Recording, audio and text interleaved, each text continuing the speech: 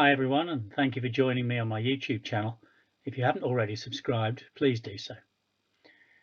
Today's Photoshop demonstration, I was looking at some Andy Warhol photos the other day, and I thought that wonderful 4-panel of Marilyn Monroe was great, but I don't have Marilyn Monroe to hand, and I was just having breakfast this morning, spreading some Marmite on my toast. I looked at the Marmite jar and thought those are really, really classic colours. Nobody would ever have the nerve to change them. So let's change them and have a bit of fun. Hi everyone, here's our Marmite jar that I'm going to attempt to turn into an Andy Warhol style interpretation. So we're going to need 4 of them. We're going to need a larger canvas. We're going to be doing all sorts of wonderful things to it, but the first thing to do is to select the Marmite jar. Now I could take a magic wand tool and click on the yellow and click on the red and click on the green and click on the white and so on and so forth, but most of the background is a similar tone. So if I take a quick selection tool here and I come across there, down there, down here, across there and up there, we've got a pretty good selection already of everything except the Marmite jar. And if I go up to select and you come down to inverse, it's Control Shift and I. I've now got the Marmite jar selected with a little bit of extra shadow at the base, and probably not the tidiest base because it was on a cotton tablecloth. But if I go into Quick Mask, and I've got Quick Mask set to show the selected, you can see it's not perfect, but it's not far off. And if I just zoom in at the bottom here and take a brush with a hard edge set to white, you can actually take away the selection that way as well. And if you just use the Shift key, if I click on there for the start of the selection,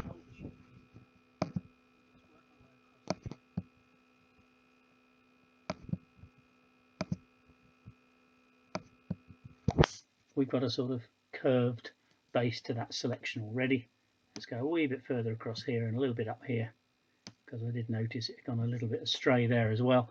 I'm going to change the foreground colour here to black, so now I can add to that selection, and I can start here and I can just work my way along here.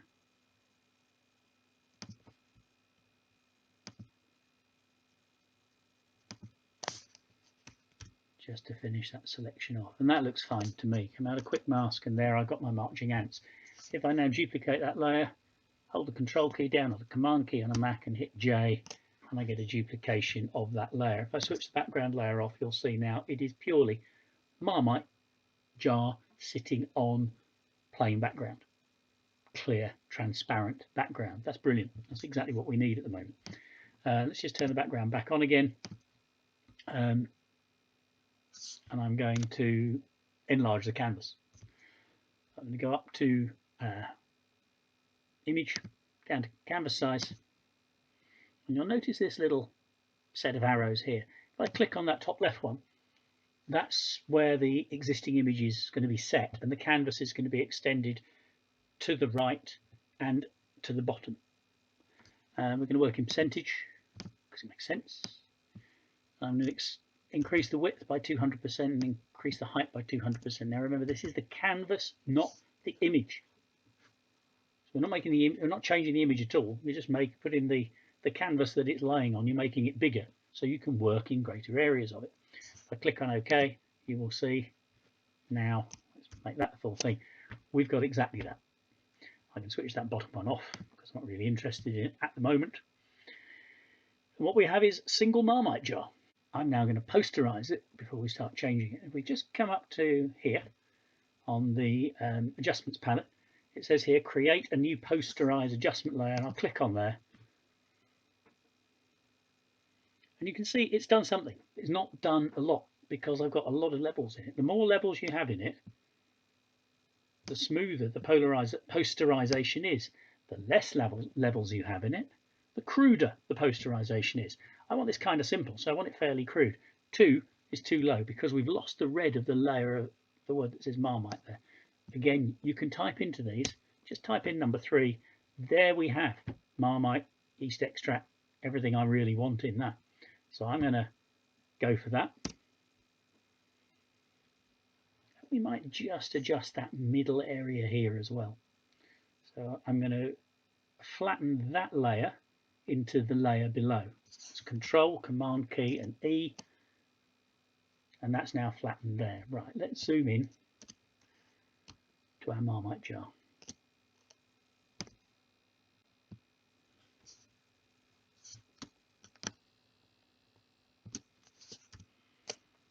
I'm going to select a lot of this.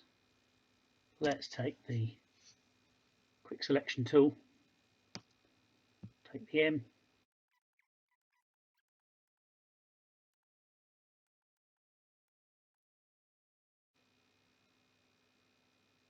right, so we've selected the parts of the Marmite jar that I want that little bit lighter.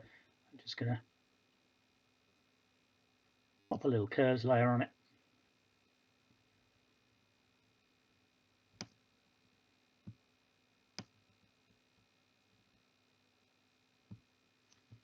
And make it white. Just push those curves up, make it nice and light. If I was being very, very strict here, I'm going to be, that S isn't quite right. See, we've missed a bit there. So we could here take a brush, tiny, of white, and we can just extend that into that selection that we missed out. The tool. Job done. Flatten that into that layer again, hold the Control key down, Command on a Mac, hit E, and you flatten that adjustment layer into the layer immediately below it. I now have my master Marmite jar. Fine, I need 4 of them, so I need to duplicate it 3 times. Control, J, J, J. I now have a stack of 4. Let's take the Move tool. Put it up there, grab hold of the top one, drag it across.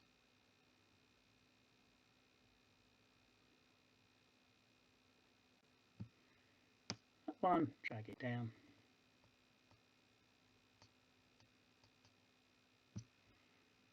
That one, drag it down.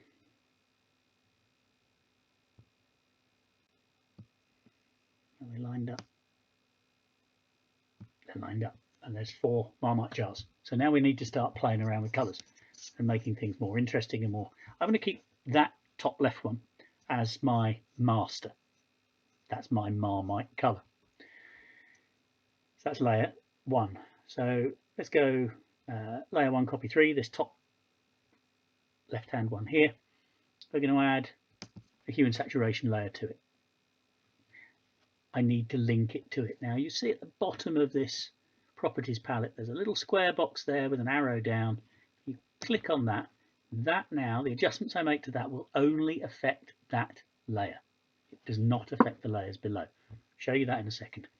I'm going to take the yellows, which will be the lid and the outside of the sticker.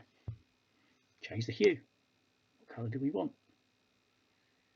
Let's go, ooh, that's pretty Warhol, isn't it? Yeah, I quite like that. Right, what about the reds? Because we've got the red of the label.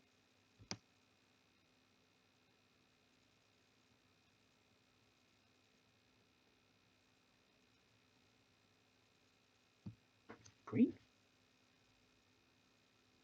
Is that bad? It's different. It's very different.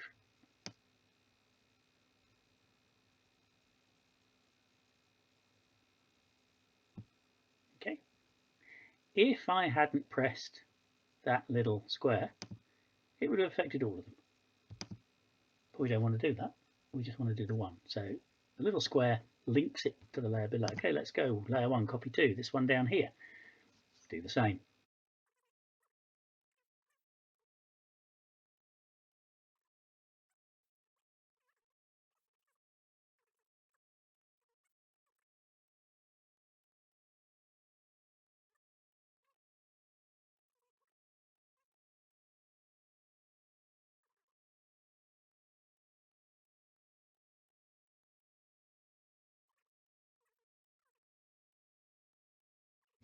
Yeah, like that. Very Warhol. But it needs a coloured background, and it needs a divider between the backgrounds. So let's just kind of go down the bottom here, where our original background layer was.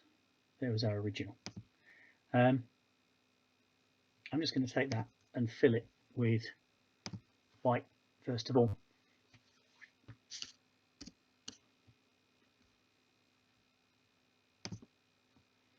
So we've got all of those against that nice, simple white background. I want to set them against different colours in each quadrant, so we need to be able to select each quadrant quite accurately. Let us take a grid. Now I have set the grid, if you've watched my previous videos you'll know I went into edit preferences and set the grid to 50% horizontally and 50% vertically, so I know exactly where they are. I now just need to take the rectangular marquee tool, this one here. I'm going to zoom in so I get it accurate.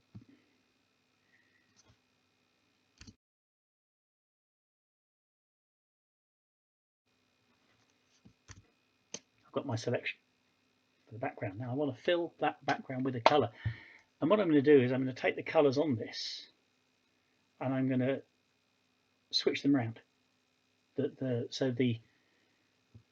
This one here I'll have a blue background, this one here I'll have a pink background, this one here I'll have the yellow background, that one there I'll have the green background. So I want to take that colour there, which is the pink. I'm just going to duplicate that layer, or that section of that layer.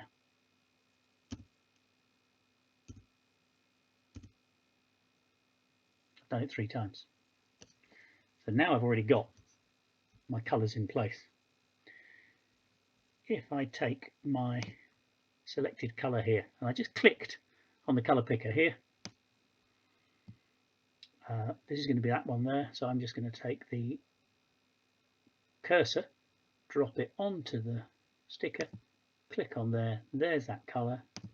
Okay, so what I've now got here is this top left hand quadrant selected, and I'm going to fill it with that pink. Alt key down, backspace, that fills it with the pink from that top right hand photo. Right, I'm going to go down a layer,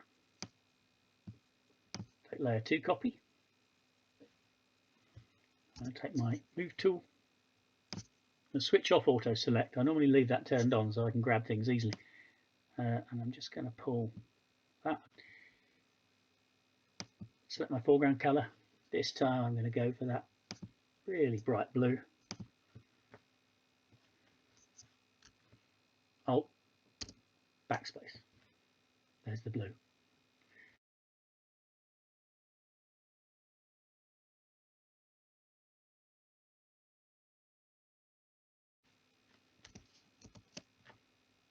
And there we have it. But I would like a stronger perimeter and a stronger division between these 4 quadrants. So we're going to go right to the very, very top here, which is this hue and saturation layer. We're going to add a layer of transparency on top of it, and we're going to add a stroke to it. I've got a black foreground colour set here, so I'm just going to Control A to select all. That selects everything around the perimeter. We're going to go up to Edit. We're going to come down to Stroke. We're going to have a 30 pixel line on the inside, normal blending mode, click on OK.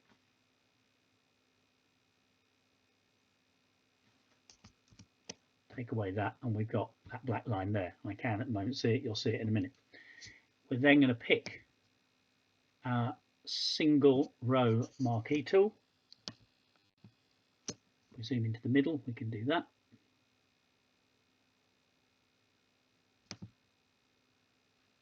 And add to it a single column marquee tool.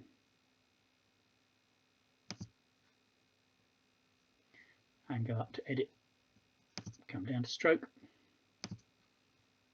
30 pixels. This time we're going to do it in the center so it doesn't look lopsided at all, and click on OK.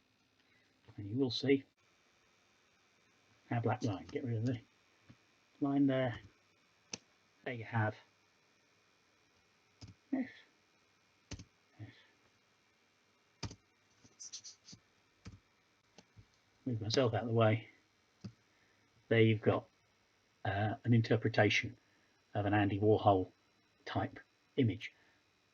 You can do more to that if you want. You can change the backgrounds, you can change the colours, but the general principle remains the same.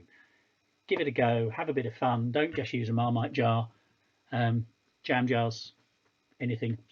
Cameras, why not? Have a lot of fun. Hope you've enjoyed it. Please remember to subscribe. I'll see you again soon.